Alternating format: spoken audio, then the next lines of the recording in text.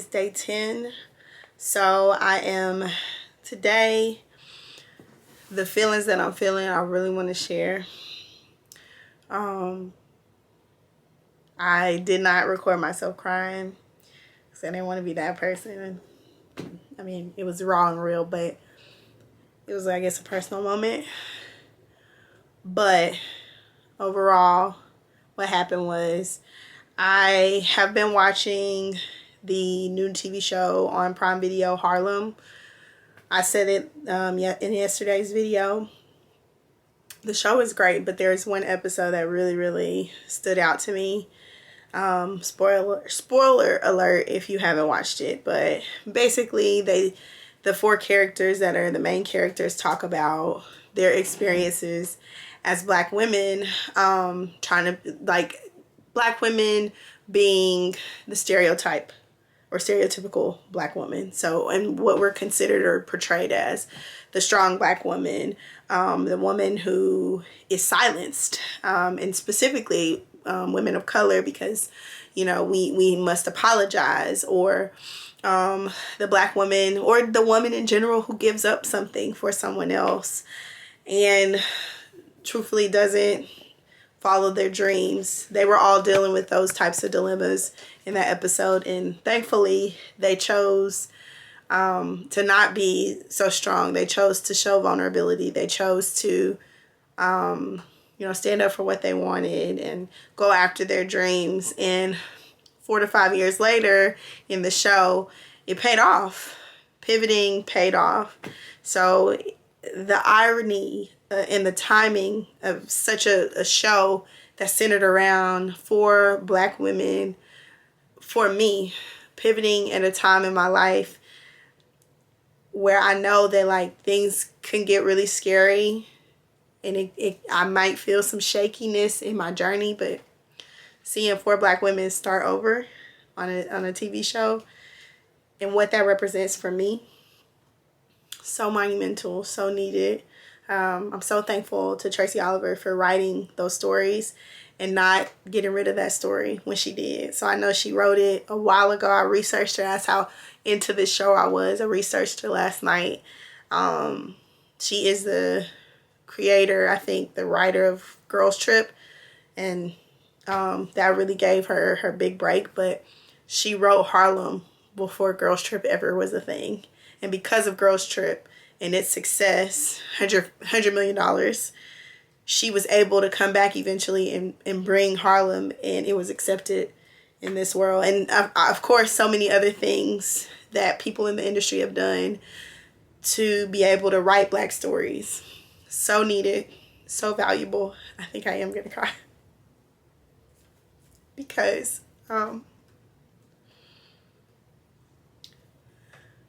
obviously being a minority is difficult. Maybe it's not obvious to the common person, but being a Black woman is difficult in a world like America.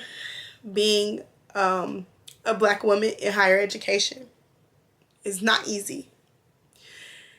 Having a dream, no matter what your industry is not easy when you're constantly feeling like you're going to hear, or you do hear, that you're not enough, you're not valuable.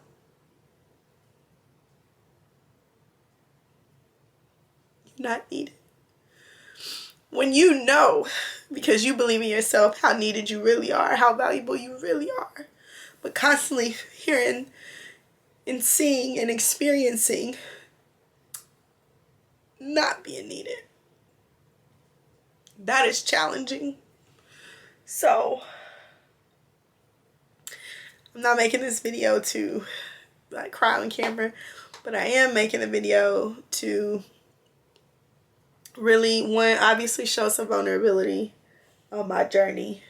I figured the day would come. I didn't think it would come this soon, but obviously to show some vulnerability in my journey, but also to say to any woman that is watching this, and especially any Black woman as well, but any woman, period, because you are often probably overlooked and not seen as well, even if you don't look like me.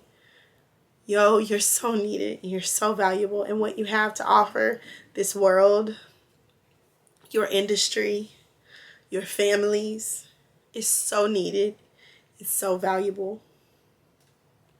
And you are so worth it. And if no one else tells you, I'm saying it. And who am I? I'm another person, another valuable and worthy woman.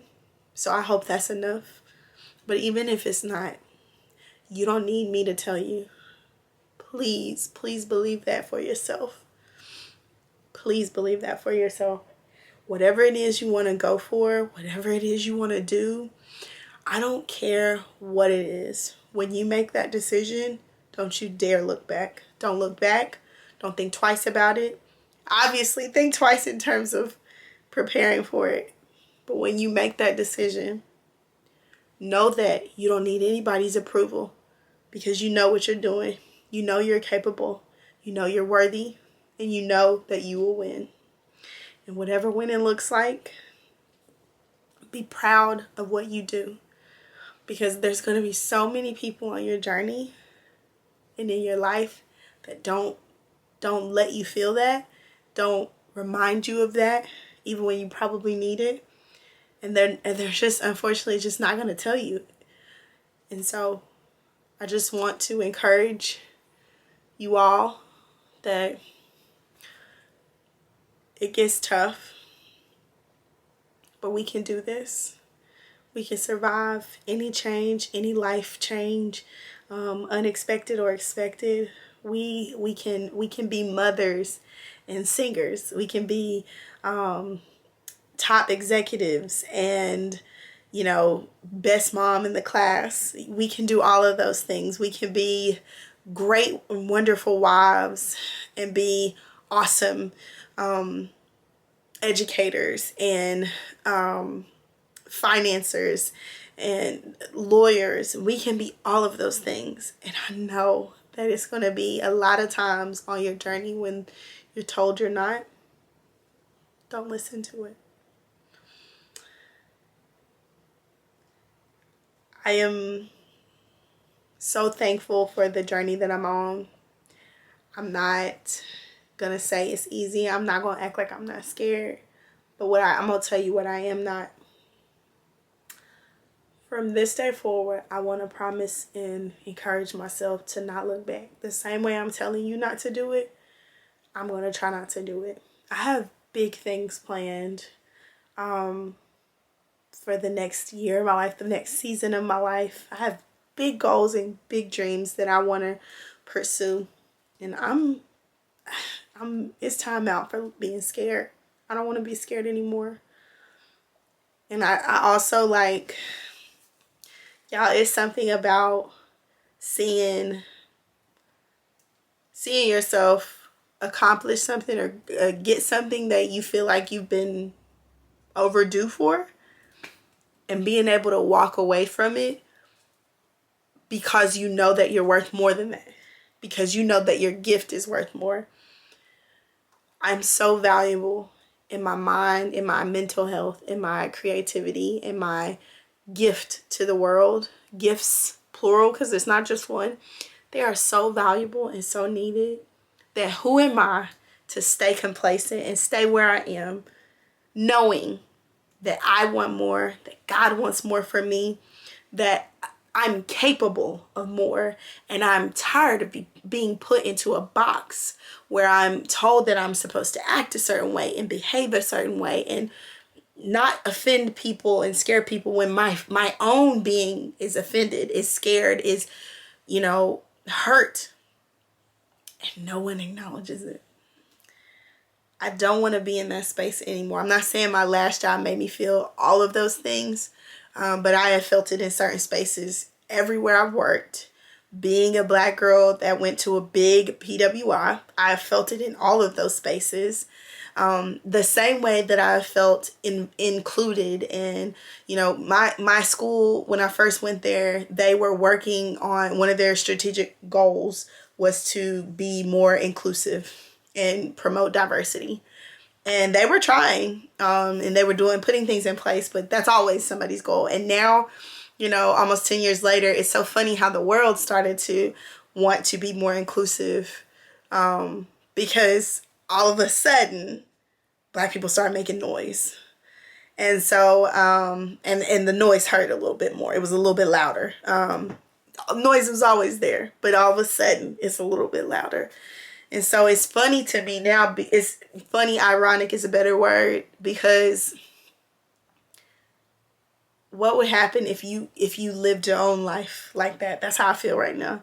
I ask myself these questions all the time. What would happen if I lived my own life like this isn't going to happen anymore? I'm not going to stand for this anymore. I'm not going to subject myself to that anymore. That kind of feeling of not being included, not being respected, not being regarded as someone who has just as much reverence or deserves just as much respect as somebody that is titled with a higher title than me, or that's worked for 10 years, because I might not have worked 10 years here, but I've worked 10 years. Like, it's crazy to me how hierarchy, I understand hierarchy and I respect that, but I feel like respect is something that is sometimes often easily given, but not always easily received. You know, people don't always give you that. But maybe that wasn't a good phrase, but it's something that it seems like, at least for me, is not always given. And I'm not sure what the issue is. Maybe it's my hair, maybe it's my, a skin, maybe it's my gender. I don't know. I realized recently, my hair is red. When I dyed my hair red, it was supposed to be orange, but when I realized my hair was going to be red, I was like, oh, you're making a bold statement. You're making changes. When I realized I had a tattoo on my wrist and I didn't care anymore.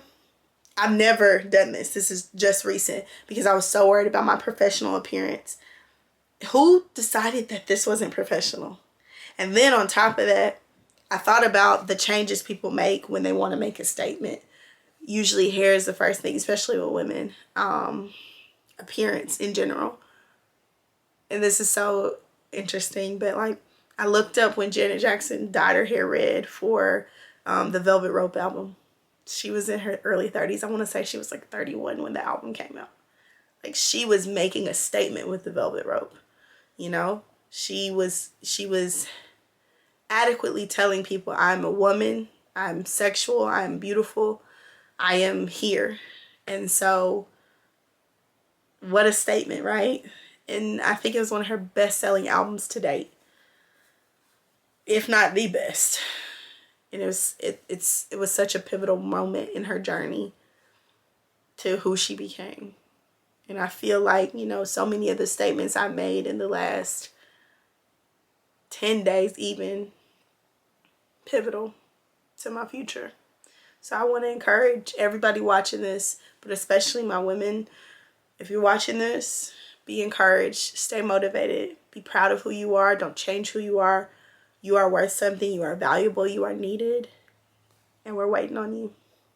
All right, until tomorrow, peace out.